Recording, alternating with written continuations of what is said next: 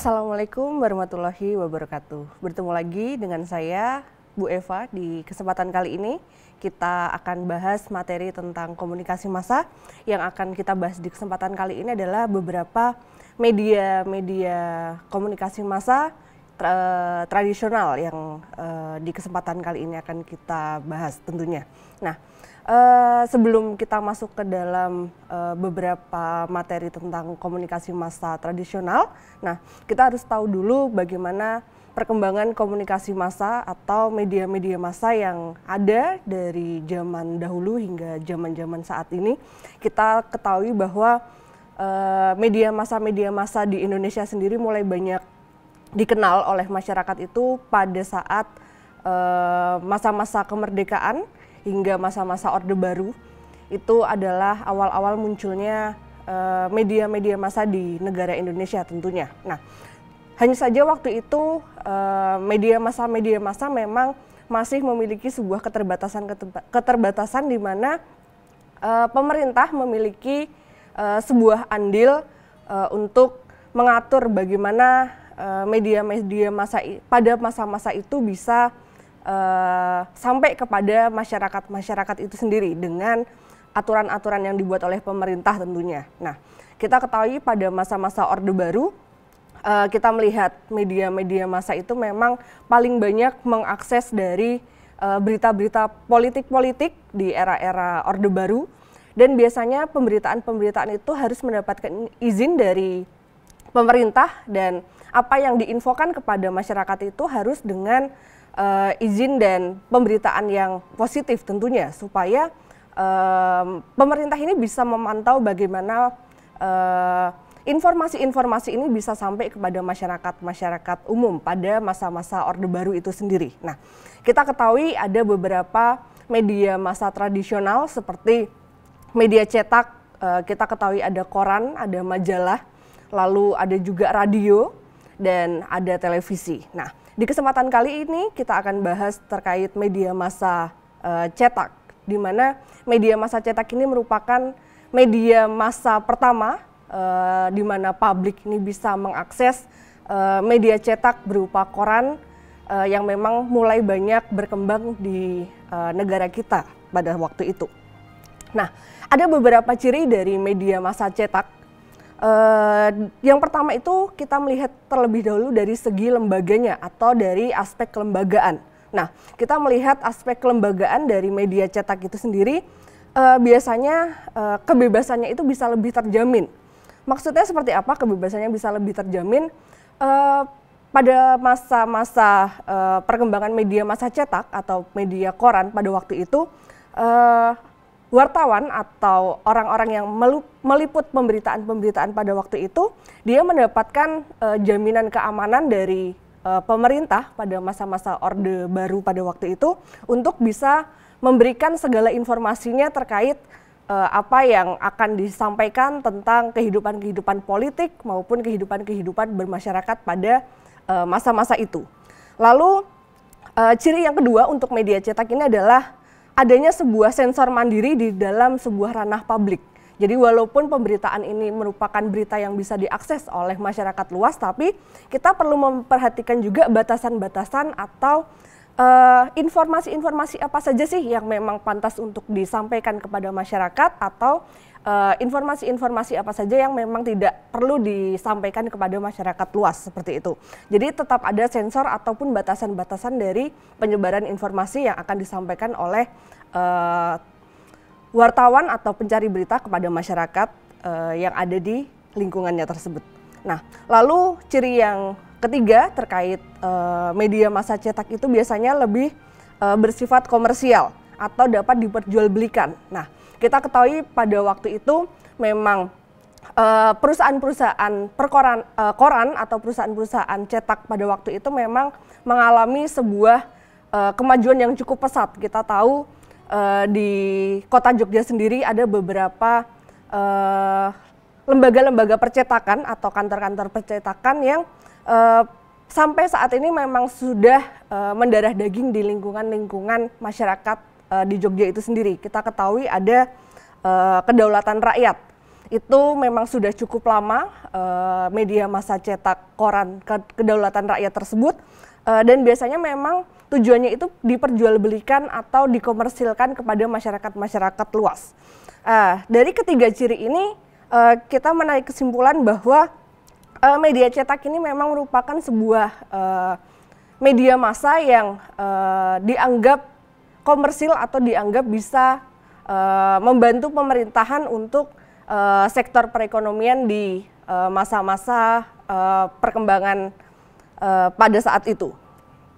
Nah, lalu dari segi medianya kita juga perlu mengkaji media massa itu. Kita ketahui bahwa informasi-informasi yang akan disampaikan ini akan diberikan kepada masyarakat luas. Kita perlu mengetahui bagaimana background audien yang melihat. Kita juga perlu mengetahui bagaimana informasi-informasi ini apakah bisa langsung dipahami oleh orang lain saat membaca informasi melalui media-media cetak itu sendiri. Nah, biasanya untuk proses percetakan dari media massa koran itu sendiri itu membutuhkan waktu untuk melakukan kegiatan publikasi kepada masyarakat. Biasanya memang sudah ditentukan oleh perusahaan percetakan tersebut kapan waktu yang akan digunakan untuk melihat atau menyampaikan kepada masyarakat luas melalui media cetak itu sendiri. Biasanya waktunya itu bisa berupa harian, bisa berupa mingguan, lalu bisa berupa bulanan juga. Jadi memang perusahaan percetakan itu sudah memiliki waktu untuk memberikan sebuah publikasi kepada masyarakat sehingga masyarakat ini bisa mengetahui kapan waktu untuk mereka bisa mendapatkan media cetak berupa koran ataupun media cetak lainnya. Lalu tentunya yang namanya media cetak, teknologi-teknologi percetakan itu juga akan sangat berpengaruh besar, di mana sebuah perusahaan tersebut memang harus memiliki sebuah alat-alat untuk melakukan percetakan massal tentunya dengan jumlah yang cukup besar. Itu perlu diperhatikan juga. Lalu kita selain dua hal itu, kita juga harus tahu topik atau tema-tema apa saja sih yang memang pada saat itu atau pada saat-saat pencari berita ini akan memberikan informasinya itu memang berupa topik-topik yang sedang up to date. Jadi masyarakat yang membaca dari informasi-informasi di media cetak itu sendiri, dia juga bisa mengikuti bagaimana perkembangan dari topik-topik atau isu-isu yang memang sedang berjalan. Nah, lalu kita juga perlu mengetahui siapa target market maupun target audiennya. Biasanya percetakan ini memang sudah melakukan sebuah survei terlebih dahulu dari rentan jenis kelamin, usia, dan isi informasi apa yang akan disampaikan. Nah, lalu surat kabar. Nah, ada beberapa fungsi dari surat kabar itu sendiri. Nah, yang pertama biasanya fungsi dari surat kabar ini adalah sebagai sebuah sarana informasi. Bagaimana masyarakat ini bisa mendapatkan segala berbagai macam informasi-informasi atau segala pemberitaan-pemberitaan yang bersifat informan tentunya. Lalu yang fungsi kedua, biasanya media cetak itu bisa digunakan sebagai sarana hiburan atau sarana edukasi maupun sarana untuk persuasif. Ada beberapa sebuah karakteristik dari surat kabar tentunya. Yang pertama, karakteristik dari surat kabar itu dia bersifat publish atau bisa diakses oleh masyarakat umum, lalu periodik atau terjadwal atau terperiode waktu untuk penyampaiannya kepada masyarakat, lalu isi informasinya juga yang harus up to date atau memang yang sedang booming pada saat-saat itu, dan yang keempat adalah terdokumentasi. Nah, ada beberapa jenis media cetak. Yang pertama tadi koran saya sudah sampaikan, lalu ada juga tabloid atau majalah, itu juga masuk ke dalam kelompok-kelompok dari media cetak. Nah, biasanya kalau untuk tabloid ini isinya akan lebih fokus kepada satu topik saja. Kalau koran itu biasanya kita akan lebih banyak mendapatkan isu-isu yang bukan hanya up to date, tapi bagaimana perkembangan pemerintahan atau perkembangan pemberitaan lainnya. Tapi kalau untuk tabloid biasanya isinya akan langsung fokus kepada tema yang akan disampaikan. Nah, biasanya untuk isi dari media cetak itu sendiri, menurut Duryoto pada tahun 2002 dia mengemukakan bahwa media cetak itu bisa disebut media cetak apabila mencangkup berita, mencangkup opini, dan mencangkup iklan. Jadi ketiga hal ini bisa dikatakan sebagai media cetak itu sendiri. Lalu untuk isi berita atau isi pemberitaan kepada publik atau kepada masyarakat luas, biasanya beritanya itu bersifat langsung.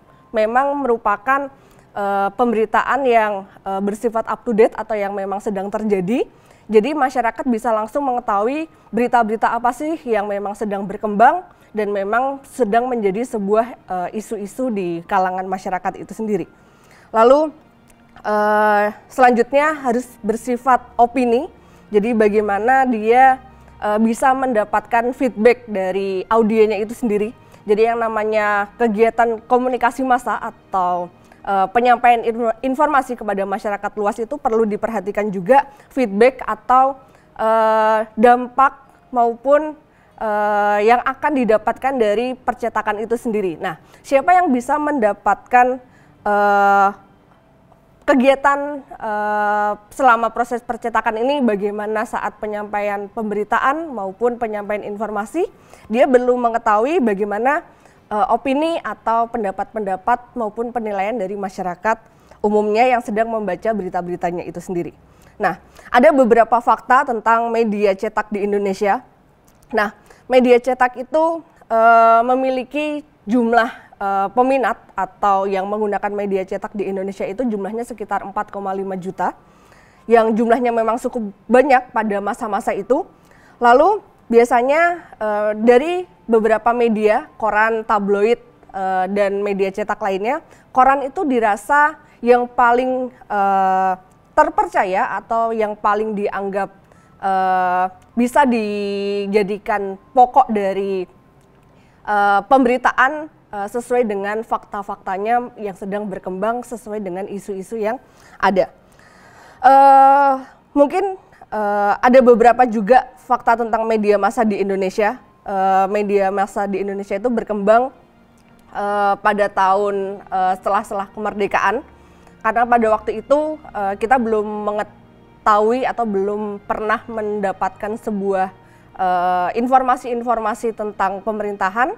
Tapi setelah proses kemerdekaan atau kemerdekaan itu terjadi di Indonesia, masyarakat ini mulai ingin mengetahui berbagai informasi-informasi, baik itu informasi tentang politik maupun informasi-informasi lainnya, sehingga negara Indonesia pada saat itu mulai terfikirkan untuk membuat sebuah lembaga percetakan berupa tabloid maupun koran harian yang isinya ini memang menjelaskan bagaimana kehidupan dari masyarakat Indonesia itu sendiri pada zamannya. Nah, ada beberapa perkembangan juga yang sudah pernah terjadi untuk media massa cetak itu sendiri. Kita perlu ketahui bahwa untuk saat-saat ini kita sudah memasuki ke era yang bisa dibilang era digital. Nah, lalu bagaimana sih sebenarnya nasib dari media cetak itu sendiri? Apakah dia masih akan tetap eksis atau tidak?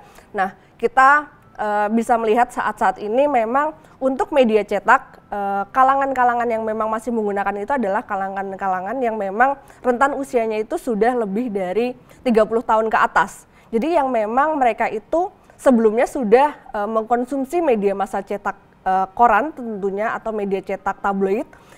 Saat-saat ini mereka memang masih bisa dikatakan sebagai pengguna dari media cetak itu sendiri, walaupun jumlah atau lingkup dari pengguna media cetak saat ini, khususnya media cetak koran maupun tabloid, itu memang sudah tidak sebanyak dari pengguna media-media berbasis internet maupun berbasis teknologi. Mungkin itu saja yang akan saya sampaikan di sesi kesempatan kali ini. Kurang lebihnya saya mohon maaf. Wassalamualaikum warahmatullahi wabarakatuh.